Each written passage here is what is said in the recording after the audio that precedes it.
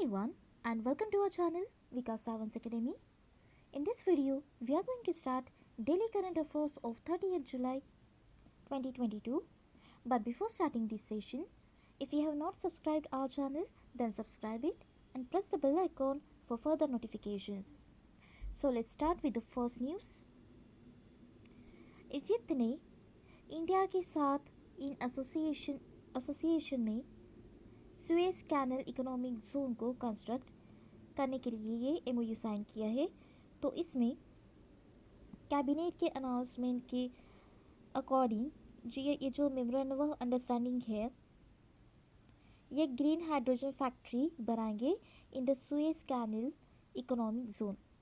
और memorandum of understanding का मतलब होता है, एक होता है एमओयू, एक होता है एमओए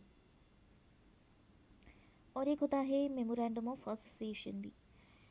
मेमोरेंडम ऑफ अंडरस्टैंडिंग का मतलब है जस्ट मेरी किसी के साथ पहचान हो गई और हम लोगों में अंडरस्टैंडिंग बन गई किसी चीज़ में कि हाँ ये चीज़ में हमारा इंटरेस्ट है और हम करेंगे। कोई इसमें रूल्स एंड रेगुलेशंस नहीं रहेंगे, कोई कंडीशन नहीं रहेगी अंडरस्टैंडिंग में। अंडरस्टैंडिंग से याद रखना है। उसके बाद आता है मेमोरेंडम ऑफ आर्टिकल्स। ये आर्टिकल्स है। मेमोरेंडम ऑफ आर्टिकल्स में होता है कि मेरी किसी से पहचान हुई, हम दोनों में पार्टनरशिप करने के लिए अग्रीमेंट साइन हुआ, लेकिन कुछ कंडीशंस पे, वो कंडीशंस उसमें लिखी जाएगी। उसके बाद होता है मेमोरेंडम ऑफ एसोसिएशन। तो जो भी अग्रीमेंट या अंडरस्टैंडिंग साइन हुए हैं उसके आर्टिकल्स उसमें लिखे रहेंगे, मतलब उसके रूल्स एंड रेगुलेशंस उसमें लिखे रहेंगे, दैट इज़ एसोसिएशन। सो उसके बाद जो रिन्यूएबल एनर्जी कंपनी के जो चेयरमैन हैं उनके according ReNew Power and the Egyptian government a preliminary deal ये साइन की है इन्होंने to invest up to $8 billion for creating green hydrogen there that will create 20,000 tons of green hydrogen annually. तो इसमें $8 बिलियन इन्वेस्ट किए जाएंगे जिससे annually 20,000 tons का ग्रीन हाइड्रोजन वो प्रोडक्शन करेंगे। देन AR रहमान का एंथम गाया जाने वाला है 44th इंटरनेशनल चेस ओलंपियाड में। तो इस एंथम का नाम है वनक्कम चेन्नई, जिसका मतलब होता है वेलकम चेन्नई। तो ये वेलकम एंथम है। ये लॉन्च किया गया है by Grammy and Oscar winning music composer that is AR Rahman for the upcoming international chess olympiad.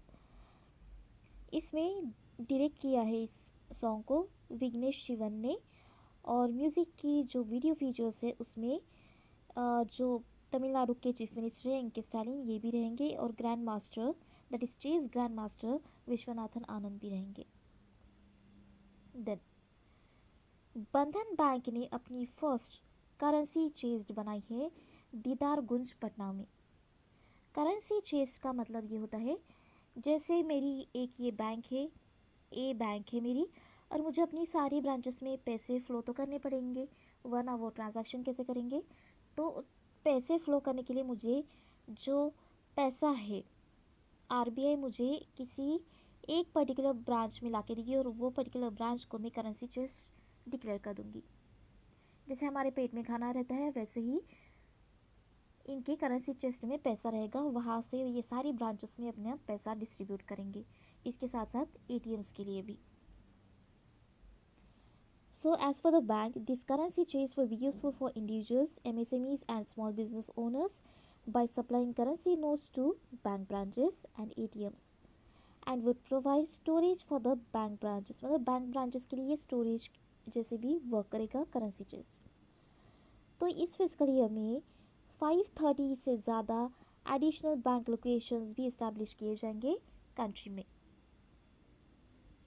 उसके बाद Swiss open title Caspar rude जो है नॉर्वे के, जो कि फ्रेंच ओपन फाइनलिस्ट है, और इन्होंने ये second Swiss open title clinch किया है, और इन्होंने डिफीट किया है इटली के मैटियो बेरेटिनी को in the final in set with 4-6 and retained the ATP 250 title.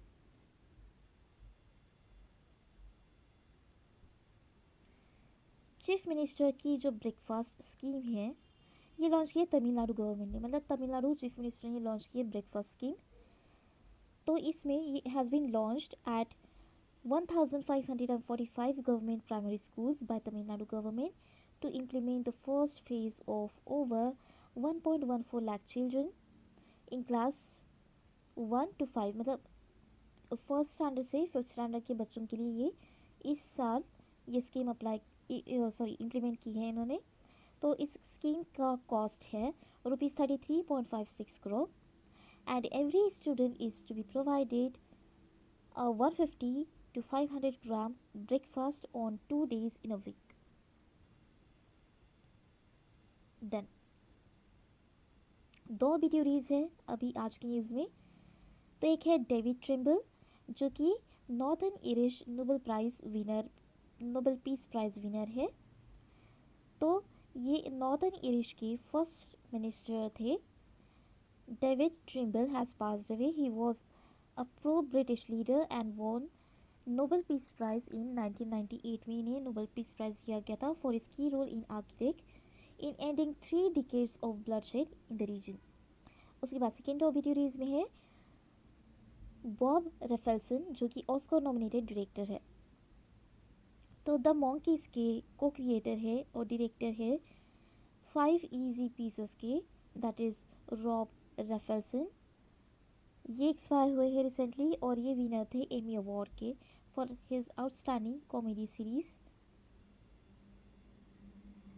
इसके बाद इंडिया का first all women run cooperative bank launch होने जा रहा है राजस्थान में। और पीएसबीज में मतलब हमारी पब्लिक सेक्टर बैंक्स में ऑल वुमेन रन बैंक थी भारतीय महिला बैंक जो कि एसबीआई में मर्ज हुई है। Following a memorandum of understanding with Telangana governments स्त्री निधि क्रेडिट कोऑपरेटिव फेडरेशन। तेलंगाना में जो स्त्री निधि क्रेडिट कोऑपरेटिव फेडरेशन है ये इस first all women run financial institution को लॉन्च कर रही है राजस्थान में। To boost women's empowerment, women को एम्पावर करने के लिए ये first all women run financial institution launch होने जा रहा है। और कोऑपरेटिव सेक्टर का मतलब होता है, अब देखिए पीएसबी होता है public sector bank, private sector bank, और होता है कोऑपरेटिव बैंक। तो कोऑपरेटिव बैंक का मतलब ये होता है कि जैसे पब्लिक सेक्टर बैंक्स एक फाइनेंशियल इंस्टीट्यूशन है जो लोन्स हमें देती है, डिपॉजिट्स हमसे लेती है, तो ऐसे ही कोऑपरेटिव बैंक का होता है, लेकिन ये सिर्फ अर्बन एरिया में डील करती है। और अर्बन एरियाज़ में भी कई सारी ऑर्गेनाइजेशंस है, एमएसएमईज है, तो उनके लिए ये फाइनेंस करती है, दैट इज़ कोऑपरेटिव बैंक। और ये सिर्फ with in specified limit he work करेगी। देन एचडीएफसी म्यूचुअल फंड ने Nifty next 50 exchange traded fund launch किया है। इसी के साथ Nifty 100 exchange traded fund launch किया है। तो निफ्टी का मतलब है जो नेशनल स्टॉक एक्सचेंज में इशू हो रहा है, ओके। एक होता है सेंसेक्स जो कि बीएसई का होता है, that is Bombay stock exchange का। तो एचडीएफसी म्यूचुअल फंड ने ये लॉन्च किया है एचडीएफसी निफ्टी नेक्स्ट 50 ETF और 100 ETF for providing exposure to large cap market in India. तो एक्सचेंज ट्रेडेड फंड जो है दैट इज़ ETF, इसका मतलब ये होता है कि ये सारी जो स्टॉक एक्सचेंजेस है इन्हें ये ट्रैक करेगा, दैट इज़ निफ्टी, सेंसेक्स,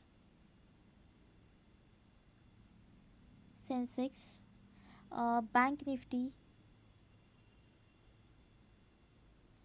इन तीनों या कई सारी बैंक के जो स्टॉक एक्सचेंजेस है इन्हें ये ट्रैक करता है।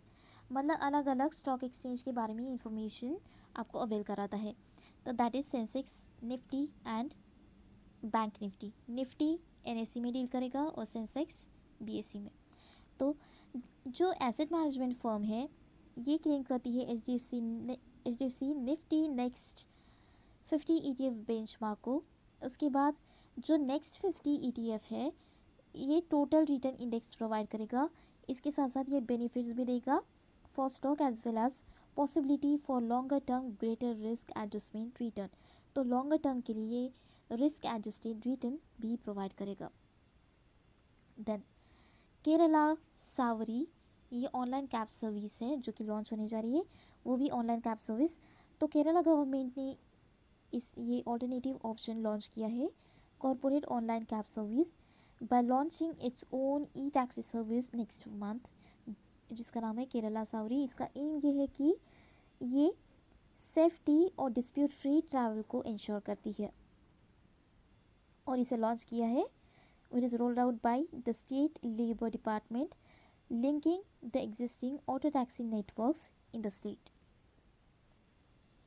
Then यूनियन बैंक ने रेस स्ट्रैटेजी इम्प्लीमेंट करने का डिसीजन लिया है।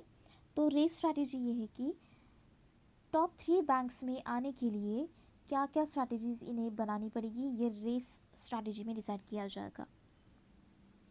So to surpass the other public sector banks and to become the third largest public sector bank position in a time of 5 years।